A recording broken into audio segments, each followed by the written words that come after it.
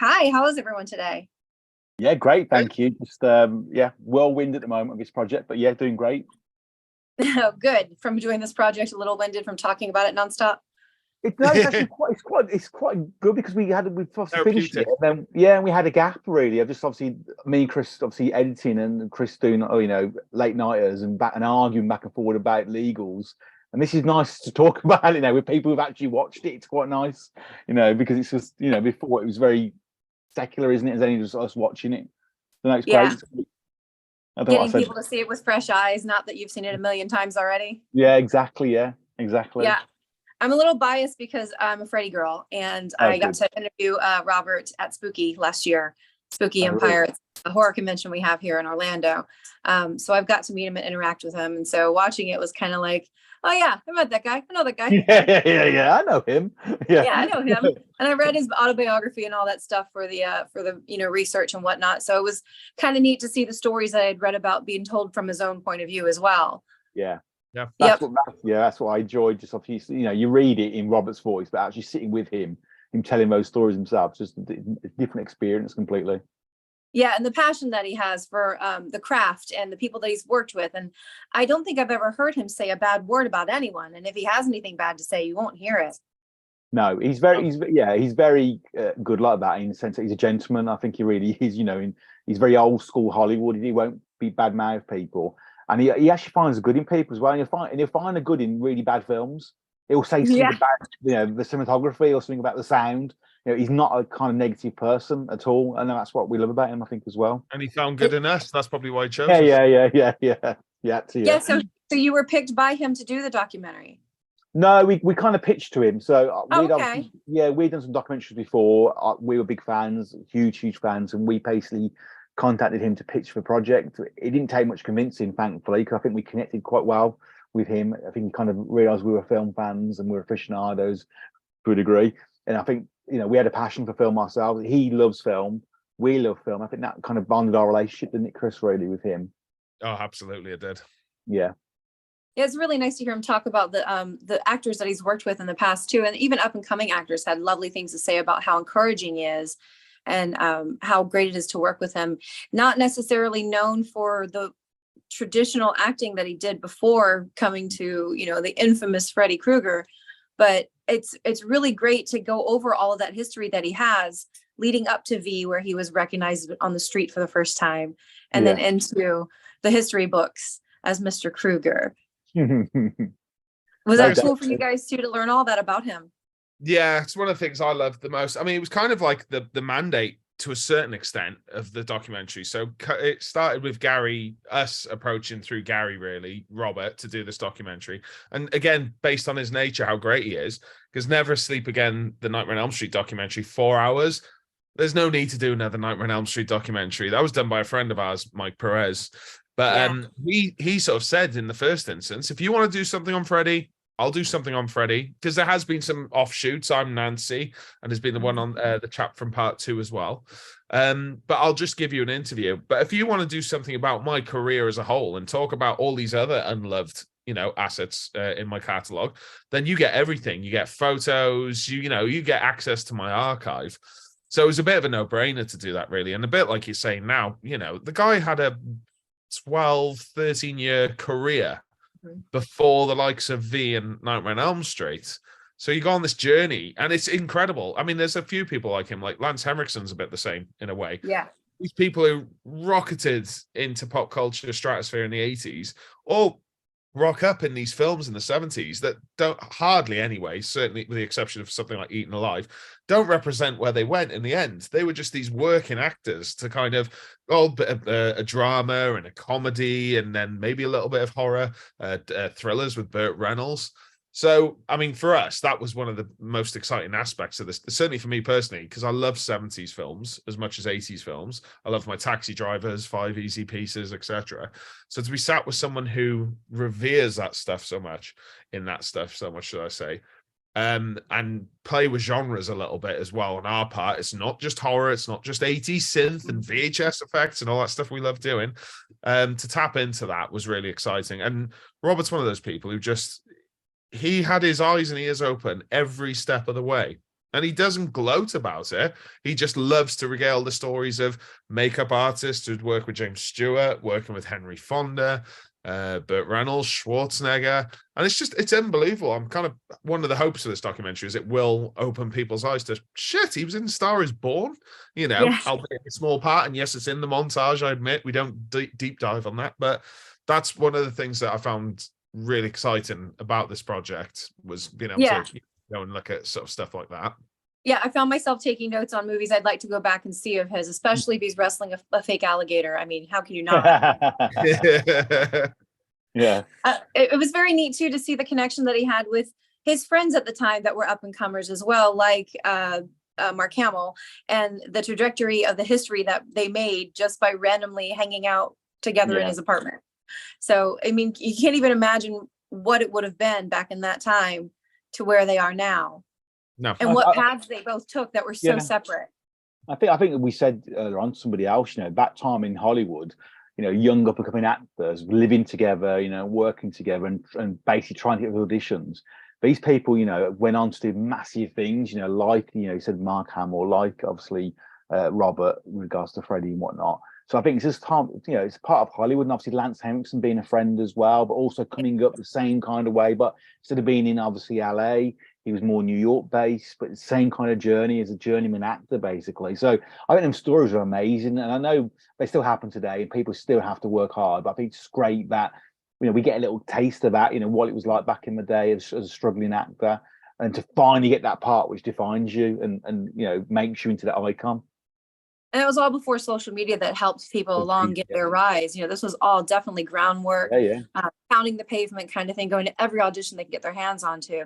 And seeing that kind of work ethic is really kind of inspiring for anybody who's kind of resting on their laurels now and just expecting things to come to them. I can see Gary smiling a bit and probably looking at I know what you're going to say. Do it. I might as well. But the anecdote I just keep using, like, every time we talk to people about this, but it is true. And I find myself a bit irate with it, but we're in a very different generation now. And I do feel like all you got to do is fart in a microphone on the internet and bam, you're a celebrity. Well, that's back ASMR now, isn't it? Yeah, I mean, I'm going to give it a go myself. 2 seconds, be right back. But no, I mean, like, that's the kind of thing I love about, I'm a big 70s, 80s music fan, film fan, films of the 70s and 80s. So when you eventually read these books or you watch documentaries, Stones or Pink Floyd or something like that, it's always just great to watch the work be put into what shaped these people eventually, and how much effort and exploring the craft. And I always use this analogy as well. Gary's going to call me a stuck record, but what was fun about the first half of this documentary was I kind of like, it's a bit like Scarface. You're watching the rise to fame, and then bam, here's your 80s montage with the Nightmare on Elm Street section. So yeah, that's one of the you just don't get that anymore, really. And he is really one of the last horror icons, Yeah, exactly. And he has, an inspiration to show you what the work does, what that can that payoff can be. And I love that he's just reveling in the fandom that has still carried on from now generation to generation. And he's meeting not only the people who grew up watching the movies, but now their kids that they've introduced to the whole series. And he's such a fantastic person to interact with and bring your kids to meet at these fan events and show them the documentary. That not that he's like, quote unquote, I'd say clean cut, but he's a good example of hard work and somebody who doesn't take what they have for granted and appreciates not only what he has and but those around him as well. Is that what you got from him? Yeah, I think it's cliche to say, but I think he's a good person. And it sounds really, he's a genuinely nice man who does care about people. And you meet your hero sometimes, and sometimes you get a little bit kind of like tarnished by some negativity. He's sitting there for like 8 hours signing autographs at the age of 75, yet he doesn't get tired. We know after that, we've seen him after, and he is knackered and he has to have a rest, but he won't show you that. And we were at a convention yesterday, funny enough, and we were talking to Barbie Wilde and Simon Bamford, who from Hellraiser, the friends of ours, and we was having a chat to them, and I was saying about the same kind of story about people delivering to their fans, and we were talking about how for them sign an autograph, it's just minutes really. It's just he's signing an autograph, it's simple. But for the fan, it's everything. You know, they either had that person on their bedroom wall as a poster, they had the Yeah. action figure, they had the t-shirts. So to meet that person for interaction, that's a bucket list moment for some people. And Yeah. Robert will give it all to you. You know, he knows that. He knows that that is important to you and your children and your family and your history. And he will give you that time. And the people organising the events will be so pissed off because the queues round the block. Robert don't I've care. been there. Yes. Yeah. And We Robert had don't that care. experience. Time Yeah. is money. Time is money. Time is money. Time is money. But your lips didn't move then, Chris. But I think the most important thing about that is, as you said, it's kind of that's the man, and he's embraced that, and he knows how important Freddy Krueger, and obviously now Victor Creel and other characters that he's created or been part of, how important they are to people, and that's what we try to get come across. And I think we had a nice comment of somebody who said a few issues last week. Someone said the documentary feels like you're sitting having a glass of whiskey. Yeah. But that's such a great kind of review. So someone put that in writing so we can use it on the poster, because that's just perfect. I'll put it in writing for you. Put it in the writing. You're on the poster, guarantee, if you put that in writing. Absolutely. Says Creepy Kingdom. I got no, you. seriously. But I think that's what we wanted to do, and all along. And I think I give Chris his due. Regards to editing, as well as co-directing. I think he's found the moments of Robert where it's just the man, it's just the talking, it's not the bullshit, it's just one person. And that's really hard to do in an edit because it can get really laborious and kind of boring. It isn't with Robert because the flow's there and the pace is there, and obviously interaction with other people as well. So we're really proud of that, and that someone said that, and you're going to put it on our poster. We're really happy. But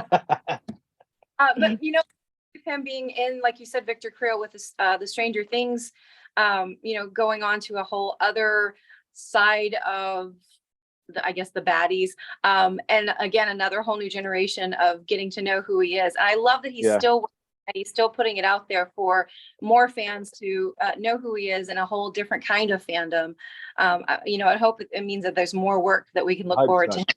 Yeah, I hope this is the start. I mean, you see it in other actors, you've seen it. We kind of saying it because we know. We never heard this anecdote before, Gary. Yeah, go on. Brian Cox at the time. We worked close with Brian. He was a patron of our company, and then he's got an amazing career, and he did lots of things. He did Succession, and it's a renaissance for him. He's massive now. I think that's waiting for Robert. I think hopefully things like Stranger Things, the Goldbergs, I know he's playing Freddy in it, but I think Stranger Things hopefully it's a trajectory for him now where he can do more. He's 75, but he does not act 75. The guy's bouncing around. He's fitter than me and Chris. I'm only 20. So it's kind of like a stone. But so I'm about 9 then, am I? Yes. Yeah. Let's not mention that. Mentally. Yeah. So hopefully, hopefully this works for him. Honestly, it does kind of make us mentally teenagers when we're in love with something that we grew up with, and it brings us back to those times when everything was simpler and we didn't have bills and we didn't have responsibilities. All of that Saturday mornings or late night, VHS, like they say in the documentary about being able to sit around and watch those things. I think you're really right. What you're saying. I think Robert's a comfort for a lot of us because we grew up with him and we grew up with Freddy. We grew up with the films. I was just talking just before about an incident with my nan and my mum when they went to go and watch Freddy's Dead, and that's a memory that comes back about my nan. Related to and she's been dead, my nan, since '92, I think.